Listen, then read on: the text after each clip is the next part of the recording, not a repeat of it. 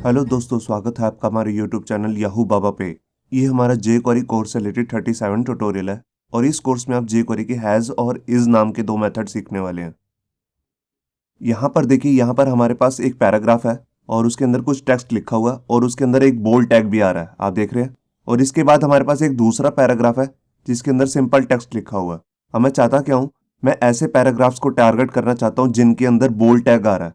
तो इसके लिए हमारे पास jQuery के अंदर एक स्पेशल मेथड आता है जिसको हम कहते हैं हैज से आप क्या करते हैं, जितने भी डिस्जेंडेंट टैग्स होंगे, मतलब कि जो उसके चिल्ड्रंस होंगे या ग्रैंड चिल्ड्रन, उनको टारगेट करेगा, उसमें से ढूंढेगा पर्टिकुलर एक टैग या एक सिलेक्टर। जैसे कि आप यहाँ देख रहे हैं, ये सिर्फ उन्हीं पैराग्राफ को टारगेट करने की सोच रहा हूं मैं जिसके अंदर बोल्ड टैग आ रहे हैं। तो आइए देखते हैं प्रैक्टिकली कि इसको यूज कैसे कर सकते हैं। यहाँ पर देखिए, HTML के एडिटर में हमने एक सिंपल सा अपने HTML का एक डॉक्यूमेंट बना लिया है। ऊपर देखिए एक हेडिंग आ रही है यहाँ पे और उसके नीचे एक डिव है जिसके अंदर हमने दो पैराग्राफ डाले हैं, पहला पैराग्राफ और दूसरा। उसके नीचे एक अनऑर्डर लिस्ट है और इसके नीचे भी दो पैराग्राफ्स आ रहे हैं। ये विदाउट एनी डिव है, इनका कोई पेरेंट नहीं है। यहाँ देखिए, जो जो हमारा पहला डिव है उस पर हमने आईडी लगाया फर्स्ट, और ये देखिए उसके नीचे अनऑर्डर लिस्ट है और उसके नीचे देखिए ये दोनों पैराग्राफ हैं। पहले पैराग्राफ पे हमने टेस्ट नाम की क्लास लगाई हुई है और उसके नीचे देखिए यहाँ पर हमने एक एक्सटर्नल jQuery की फाइल लगाई है जिसको यूज करके हम इस वीडियो का प्रैक्टिकल करने वाले हैं। तो आइए शुरू करते हैं। सबसे पहले मैं अपना स्क्रिप्ट टैग ले लेता हूं और इसके अंदर अपना jQuery का जो बेसिक कोड है document.id उसको लिख लेता हूं।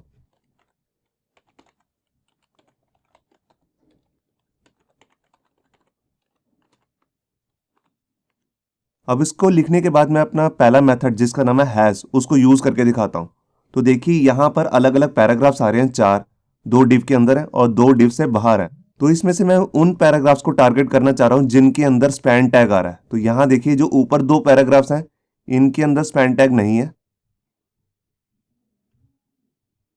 और नीचे देखिए यहाँ पर हमारे पास एक दूसरा पैराग्राफ है, यहाँ पर देखिए, जिसमें हमने यहाँ पर स्पैन टैग लगाया हुआ, आप देख सकते हैं यहाँ पे,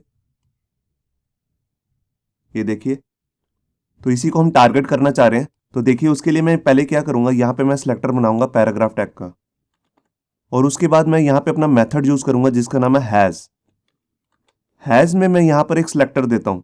सिलेक्टर में मैं कोई भी टैग दे सकता हूँ। देखिए जैसे मैंने यहाँ पर दे दिया स्पैन टैग, तो देखिए मैंने यहाँ लिखा स्पैन। ऐसे पैराग्राफ जिनको मैं टारगेट करना चाह रहा हूँ जिनके अंदर स्पैन आ रहा है, तो उनको टारगेट करने के बाद मैं जो भी काम करना चाहता हूँ मैं कर सकता हूँ। तो देखिए यहाँ पर जैसे मैं उस पर CSS लगाना चाहता हूँ, आप कुछ भी कर सकते हैं। मैं अभी आपको CSS का एक एग्जाम्पल दे के दिखा रहा हूँ। तो देखिए यहाँ पर मैंने CSS की प्रॉपर्टी यूज कर ली बैकग्राउंड और मैं यहाँ पर जैसे कलर दे देता हूँ गोल्ड।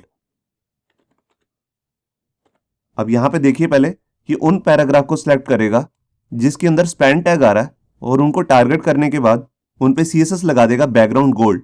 तो देखिए मैंने फाइल को सेव किया और ये देखिए यहाँ पर वो पैराग्राफ सिलेक्ट हो गया जिसके अंदर स्पैन टैग आ रहा था। ये देखिए लास्ट वाला जो पैराग्राफ है उसको इसने सिलेक्ट कर लिया।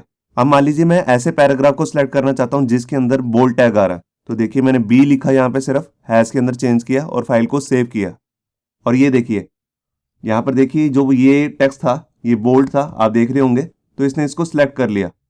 मैं ये काम दोनों इकट्ठे भी कर सकता हूँ। देखिए मैं उन सारे पैराग्राफ को सिलेक्ट करना चाहता हूँ जिनके अंदर बोल्ड और स्पैन टैग आ रहे हैं। तो देखिए मेरे को यहाँ पर जस्ट एक कॉमा लगाना है और यहाँ पे स्पैन लिखना है और यहाँ देखिए मैंने फाइल को सेव किया और यहाँ देखिए ये दोनों पैराग्राफ सिलेक्ट हो चुके हैं क्योंकि यहाँ पर एक के अंदर स्पैन टैग आ रहा है और दूसरे के अंदर बोल्ड टैग आ रहा है। यहाँ पे मैं दूसरा टैग भी ले सकता हूँ। यहाँ पर ऊपर देखिए जैसे मैंने यहाँ पर UL टैग ले रखा है और उसके अंदर LI टैग्स आ रहे हैं। तो मैं ऐसे LI टैग को टारगेट करना चाह रहा हूँ जिसके अंदर स्पैन टैग आ रहा हो। यहाँ देखिए एप्पल पे हमने यहाँ पर स्पैन टैग लगा रखा है। तो देखिए उसके लिए मैं यहाँ पर क्या करूँगा, यहाँ पे सिलेक्टर का नाम चेंज कर देता हूँ LI।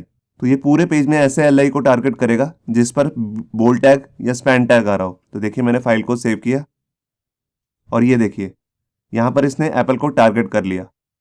यहाँ पर हैश के अंदर मैं सिर्फ टैग नेम ही नहीं, यहाँ पर कोई क्लास या आईडी भी ले सकता हूँ। तो देखिए मैंने जैसे यहाँ पर ले लिया टेस्ट और यहाँ पर मैं सिलेक्टर चेंज कर देता हूँ पैराग्राफ। तो देखिए यहाँ पर एक पैराग्राफ तो है जिस पर टेस्ट नाम की क्लास लगी हुई है और एक पैराग्राफ ऐसा है जिस पर टेस्ट नाम की क्लास तो नहीं लगी हुई, मगर उसके चाइल्ड के अंदर, मतलब कि उसके अंदर कोई और टैग आ रहा है, उसके अंदर यहाँ पर टेस्ट नाम की क्लास लगी हुई है। जैसे अब यहाँ पे देख रहे हैं स्पैन टैग को भी टेस्ट नाम की क्लास लगी हुई है। तो मैं फाइल को सेव करता हूँ और ये देखिए इसने उसको टारगेट किया जिस पैराग्राफ के चाइल्ड के अंदर टेस्ट नाम की क्लास लगी हुई थी, ना कि उसको जिस पर खुद पे टेस्ट नाम की क्लास लगी हुई थी। तो आप देख रहे होंगे कि हैश कैसे काम करता है। ये अपने चिल्ड्रन के अंदर चेक करेगा कि जहां पर ये सिलेक्टर इसे मिल जाए। अब हम अपना दूसरा मेथड यूज करते हैं जिसका नाम है इज। पहले उसको समझते हैं वो काम कैसे करता है। यहाँ पर देखिए हमारे पास जैसे एक पैराग्राफ टैग है और उसके अंदर एक टेक्स्ट आ रहा है और इस पे क्लास भी लगा रखी है हमने टेस्ट नाम की। तो आप ऐसे ही किसी पैराग्राफ को टारगेट करना चाह रहे हैं जिस पे टेस्ट नाम की क्लास लगी हो, तो इस तरह के टारगेट करने के लिए हमारे पास jQuery के अंदर एक स्पेशल एक मेथड आता है जिसको हम कहते हैं इज जो होता है इसमें एक खास बात होती है कि ये सिर्फ इफ कंडीशन के अंदर यूज कर सकते हैं हम। तो अगर हम इसे इफ कंडीशन के अंदर यूज कर रहे हैं तो इज का जो मतलब है ये हमारे को दो तरीके के रिजल्ट देता है। एक तो देता है ट्रू और एक देता है फॉल्स। तो यहां पर हम देखते हैं कि इज जो हमारा मेथड है इसको इफ कंडीशन के साथ यूज करके हम कैसे कैसे रिजल्ट ले सकते हैं। तो यहां पर देखिए हम अपने एडिटर में इस लाइन को कमेंट कर देते हैं हैज वाले को। अब इसके बाद मैं यहां पर सबसे पहले एक इफ की कंडीशन बना लेता हूं। इस इफ की कंडीशन के अंदर मैं ऐसे पैराग्राफ को टारगेट करना चाह रहा हूं जिसका पेरेंट जो है वो डिव हो। जैसे देखिए यहां पर हमारे पास ये दो पैराग्राफ्स हैं जिनका पेरेंट है डिव, मगर ये दो पैराग्राफ का पेरेंट डिव नहीं है। तो देखिए मैं यहां पर उसका एक सिलेक्टर ले लेता हूं। ये ऊपर से मैंने पैराग्राफ सिलेक्टर कॉपी कर लिया और इसके अंदर मैं लिखूंगा पेरेंट। यहाँ पे मैंने पेरेंट मेथड यूज किया है। अगर आपको ये नहीं पता मैं ऊपर आई बटन पे इसका एक लिंक दे दूंगा जहां पे आप जाके देख सकते हैं कि पेरेंट को हम किस लिए यूज करते हैं। तो ये पेरेंट को चेक करेगा पैराग्राफ के, और यहाँ पे मैं अपना मेथड यूज करूंगा जिसका नाम है इज। और इस मेथड के अंदर यहाँ पे हमारे को एक सिलेक्टर देना होता है, वो कोई डिव टैग क्लास आईडी कुछ भी हो सकता है। तो देखिए मैंने यहाँ पर जैसे लिख दिया डिव। तो इस इफ कंडीशन के दो ही आंसर होते हैं, या तो ट्रू आ सकता है या फॉल्स आ सकता है। अगर ट्रू आएगा तो ये इस कंडीशन के अंदर आ जाएगा और यहाँ पे जस्ट मैं कंसोल में प्रिंट कर देता हूँ कि इसकी क्या वैल्यू आई। तो मैं अभी आपको इतना ही करके दिखा रहा हूँ। तो देखिए मैंने कंसोल में इसको प्रिंट कर दिया इसी पूरी वैल्यू को। ये देखिए अगर इसे पूरे पेज में कहीं पर भी पैराग्राफ कोई भी ऐसा पैराग्राफ मिल जाता है जिसका जो पेरेंट है वो डिव हो तो ये इस कंडीशन के अंदर आ जाएगा और यहाँ पर ये प्रिंट कर देगा ट्रू। मैंने यहाँ पर फाइल को सेव किया और यहाँ पर आके मैं राइट क्लिक करता हूँ और इंस्पेक्ट करता हूँ। ये देखिए यहाँ पर आ गया ट्रू। ट्रू क्यों आया? क्योंकि ये देखिए दो पैराग्राफ्स ऐसे पैराग्राफ है पूरे पेज में जिनका पेरेंट जो है वो डिव है। यहाँ पे भी आप जाके देख सकते हैं HTML के एडिटर में। ये देखिए ये दो पैराग्राफ का जो पेरेंट है वो एक डिव टैग है। अब देखिए मैं यहाँ पर इस प्रोग्राम को थोड़ा सा एक्सटेंड करता हूँ। मैं चाहता हूँ कि मैं हर पैराग्राफ पे क्लिक इवेंट लगाऊं और वो चेक करे कि इसका पेरेंट डिव टैग है कि नहीं। तो उसके लिए मैं यहाँ पर इफ कंडीशन से पहले एक अपना सिलेक्टर बना लेता हूँ। यहाँ देखिए मैंने सिलेक्टर बना लिया P, क्योंकि इसी पे मैं अपना क्लिक इवेंट यूज करना चाहता हूँ। और इसके अंदर मैं एक फंक्शन कॉल कर लेता हूँ। अब जैसे ही पैराग्राफ मैं हर पैराग्राफ पे क्लिक करूंगा तो ये इवेंट जो है ट्रिगर हो जाएगा और मैं चाहता क्या हूं ये चेक करे जिस पे मैंने क्लिक किया है सिर्फ उसी का पेरेंट जो है वो डिव है कि नहीं। तो देखिए मैं यही कंडीशन को कॉपी कर लेता हूं